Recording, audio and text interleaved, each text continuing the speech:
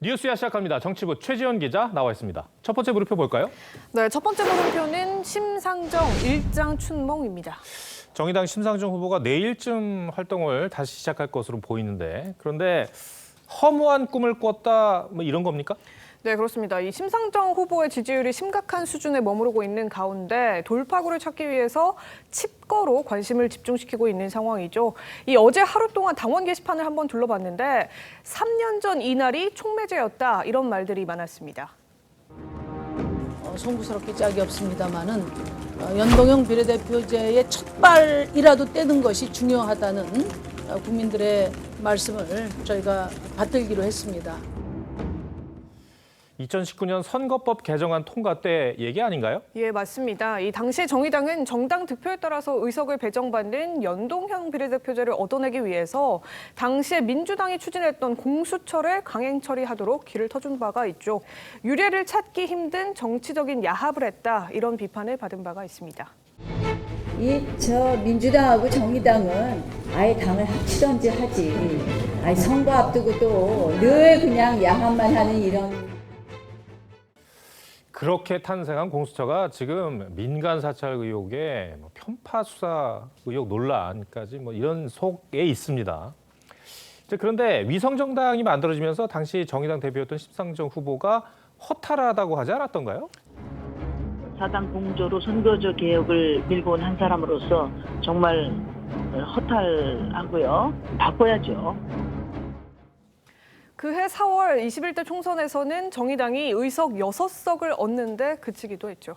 정말 일장춘몽이라는 말이 나올 만한 상황이네요. 네, 이 당시에 민주당 이중대다 정치 환멸을 느낀다 이러면서 당원들의 집단 탈당을 초래하기도 했었습니다. 심상정 후보가 당시 저 상황에 대해서 사과를 했습니까?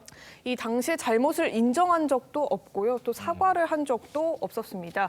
특히 그 과정에서 불공정과 내로남불 사태를 촉발했던 조국 전 장관 임명을 옹호했고 또 고 박원순 전 시장 조문 문제 등을 놓고도 젊은 의원들과 마찰을 빚었는데 정의당이 추구해온 진보 정당의 가치도 그러면서 동시에 무너져 내렸다는 평가가 많습니다. 알겠습니다.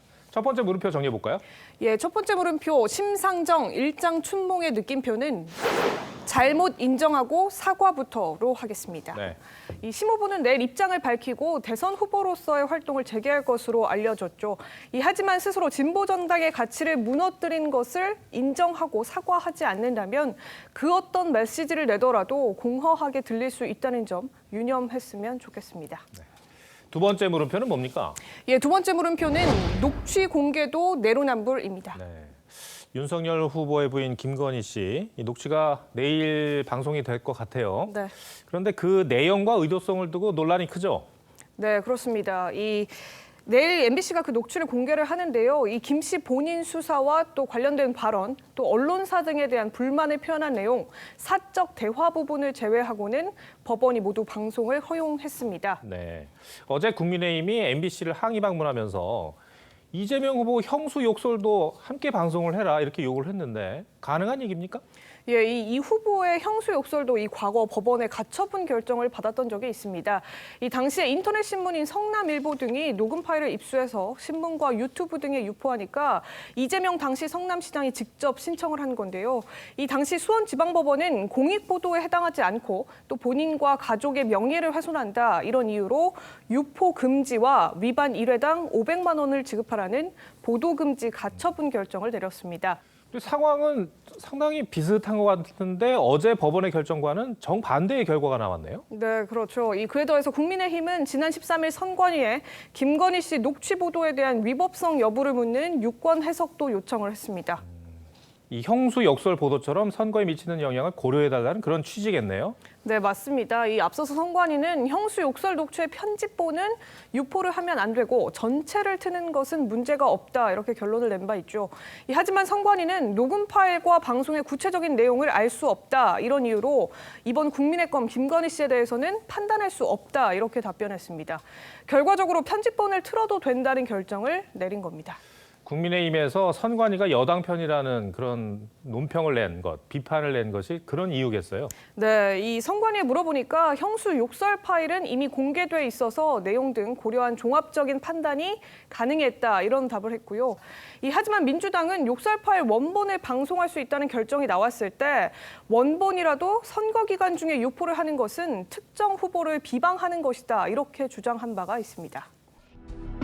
지금 이 시기는 그런 목적과 연동될 수밖에 없는 시기이다.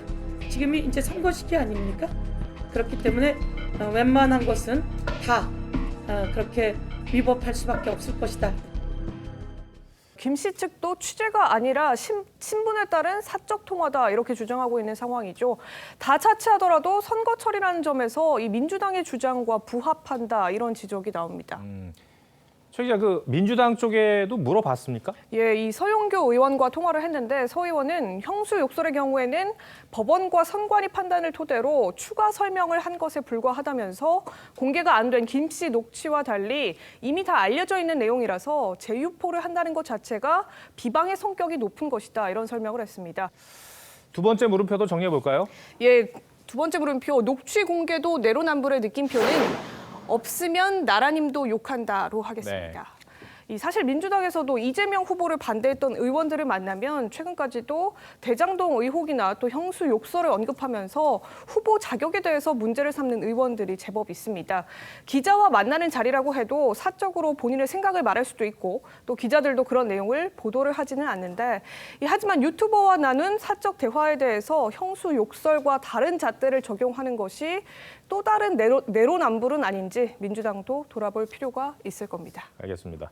최주현 기자 오늘 설명 잘 들었습니다.